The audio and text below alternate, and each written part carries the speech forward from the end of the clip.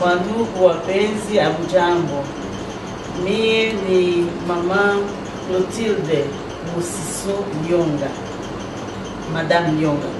Oui, comme l'a bien présenté Madame Lyonga, je suis Monsieur Maurice Lyonga Yalani, le mari de Maman Moussiso Clotilde Bilingi. Niko mama ya batoto ine, mwanamke moya, wanaume tatu. Leo niko nampatia témoignage ya mambo maajabu sana Mungu alinitendea. C'est une opportunité pour partager avec vous les merveilles de Dieu dans la vie de mon épouse. Soyez attentifs pour suivre maintenant le témoignage de Maman Clotilde Moussiso. En 2008, j'ai souffert d'un cancer. Et au mois de décembre, on a constaté, après l'examen, on a mis tout ma mammographie. On a un cancer, il y a l'IZIBA. Et le cancer, il est pour état moins avancé. Et il ilinitosha ganglion kabambi chini ya makwapa. Et ce qui fait que balipasha pour intervenir mbio parce que il quoi déjà au niveau moins avancé. Ok. Voilà, comme maman l'a dit en peu de mots, elle avait un cancer de sein qui était diagnostiqué à 3 endroits différents, à la clinique Ndaliema, mammographie à l'hôpital général de référence, ex-Mama Emo, et puis au centre hospitalier Nganda. Au mois de février 2009, on allait dans le centre hospitalier Nganda et pour les villes, et c'est là où je vais pas hospitalisé, tu as fait la case. Et il a 2 schémas. Le schéma mbele ilikuwa baanje na chimiothérapie, et puis chirurgie, et puis radiothérapie. Deuxième schéma ilikuwa kwanza na chirurgie, chimiothérapie na radiothérapie. Comme ilikuwa pour état moins avancé, baka préféré baanje na chirurgie. Et c'est ce que balifanya ilikuwa pour le 24 février 2009, njo bali bakakata liziba na kongola ganglion ilikuwa chini ya likwapa, bavele kwesha kupita kuingia kati. En tout cas, ilikuwa opération mwenye ilikamata 5 heures du temps. En 2009, au mois de février, nous sommes allés au centre hospitalier Nganda. Et comme je l'ai dit, les médecins ont diagnostiqué et confirmé le cancer des seins. Alors ils ont proposé 2 schémas. Le premier schéma commençait par la chimiothérapie, puis la chirurgie et 3e étape, radiothérapie. Et le deuxième schéma, c'était la chirurgie, la chimiothérapie et la radiothérapie. Étant donné les niveaux avancés du cancer, parce qu'il avait déjà fait des ganglions, les médecins ont considéré le deuxième schéma, c'est-à-dire la chirurgie, la chimiothérapie et la radiothérapie. Et l'opération a eu lieu le 24 février 2009. Et l'opération est capitale Mzuri. Ceux qui l'ont de Napona, c'est par là que tu peux faire chimiothérapie. Et quand la chimiothérapie, ilikuwa kwa mois d'avril, ile chimiothérapie ndio ilikuwa ya kunipeleka mwili yote vraiment ukaharibika. Sione nikisi ya kuexpliquer bon, maladi ikakuwa tena ya nguvu, nikaanza kusufrir au même moment na hypo na hyper, que ça soit côté attention na glycémie. Tafanya asubuhi parfois hypo et magharibi nakuwa hyper, et tous les systèmes mwili yote ilikuwa vraiment bouleversé. Bali programmer 16 séances ya chimiothérapie, et nikafika ku 4e séance. En tout cas, sikukuwa tena mtu wa kuishi. Ile 4e séance na perdre nyele yote, na perdre po inaharibika, po inakuwa saa mzee, makucha inakuwa inatoka, ikafanya ke système digestif yote karibika, en commençant par la langue na lungule na kwa mweusi, bilonda partout, inaenda kugorge yote ti ndani ya tumbo. Meme sikuwa nakula tena, wakaanza kunikunyisha mai tu ya bure ka kidogo, niko nalia, niko nalalamika, niko sikia vile mai iko napita kutumbu. Et puis par jour niko naenda ku toilette plus de 20 fois. Sikulaki vitu ya tumbo iko inaanza kuharibika, iko natoka ya harufu kabisa, et vraiment sikukuwa gisi ya kuishi tena. Je dis brièvement, c'est que maman vient de dire, vous le sentez vous-même, elle le dit avec beaucoup d'émotion. La chirurgie que les médecins appellent mastectomie avait duré plus ou moins 5 heures du temps. Après, on l'a reconduite dans la salle, et après un mois, plus ou moins 2 mois, alors on a commencé le deuxième traitement, la chimiothérapie. Et cette chimiothérapie était prévue en 16 séances. Si je veux bien que vous puissiez comprendre, c'était en fait 8 séances multipliées par 2, parce que ça se faisait, une séance, ça se faisait 2 fois. Et à la 4e séance seulement, 4e séance, c'est-à-dire 2 séances, à la 4e, elle avait perdu tous ses cheveux. Donc les effets secondaires de la chimiothérapie étaient très très horribles. Vous aurez l'occasion de les voir dans les images qu'on va vous montrer. Elle avait perdu tous ses cheveux, et le système digestif était complètement déformé, en commençant par la langue. Elle ne mangeait presque plus, mais elle faisait 20 fois la toilette par jour. Alors c'était vraiment horrible. C'est très important, quelqu'un qui ne mange pas, mais qui va 20 fois à la toilette par jour. Donc tous les systèmes étaient pourris. Et à chaque séance, les effets secondaires étaient tels que tout était, le métabolisme était complètement déstabilisé. Donc il y avait des hypoglycémies, hypotension, soit hyperglycémie, soit hypertension. Et c'est comme ça qu'on passait nos journées avec elle. Et il n'y avait vraiment plus espoir de continuer. Et je souligne très bien que nous n'en étions qu'à la 4e séance. Et il en restait 12.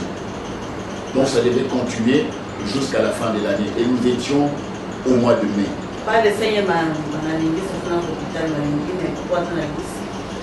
Nikapresente wa symptômes yote ya kuingia kukoma, mais ba docteur kitu hiyo anashanga siingie kukoma, symptômes yote kabakia vile.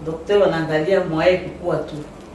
Bon, tellement que hôpital tulikuwa nalipa cher. Le docteur a décidé à ça, bon, moins de tout mon chungi kunyumba. Parce que vraiment la facture kulipa ya mingi mingi, moins de tout mon chunga kunyumba parce que la situation haiko mzuri. Et si puis il va être libéré, il y a un mercredi le 20 mai 2009, je n'ai pas kunyumba sans espoir à vie. Ok, ces jours-là, donc on l'a interné, on l'a fait monter, mais on n'avait plus pratiqué la perfusion. Mais elle avait très soif. Et comme elle ne mangeait pas, on est allé lui chercher de l'eau auprès du voisin. On a ramené ses tours, mais elle ne savait pas utiliser un gobelet pour boire. Donc on mettait juste de l'eau dans un bouchon. Hein, et puis on faisait juste mouiller la langue. Et elle avait déjà présenté tous les signes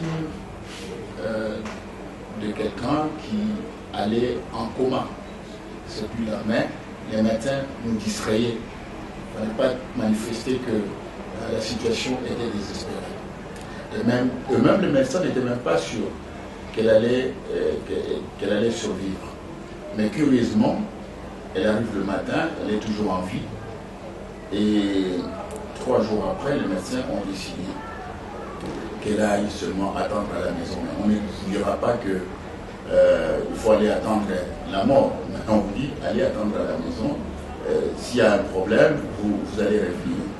C'était un mercredi, nous sommes rentrés à la maison et maman va vous donner le détail de ce qui a suivi ce jour-là. Il est stipulé mercredi, le 20 mai 2009. C'est nafika usiku wananisukula kondo nilalisha nalala usiku njo ilikuwa ikala nguvu sana mna ya kulala haiko. Mais curieusement ile usiku napitiwa kama usingizi. C'est nalala kati ya usiku nalamuka. Sikushituka ubie kutingiza mwili bila kutingiza, mais nafungula tu macho. C'est comme si nifungula macho naangalia porte ya chambre. Ilikuwa ya kufunga na fungula. Mais naona poignée, sasa mtu anakanyaka poignée kote ya inji. Sasa niko curious, niko naangalia nani ule mwenye ataka kuingia kwa chambre. Sasa na kanyaka poignée na sukuma porte, niko naangalia mwenye niko naingia.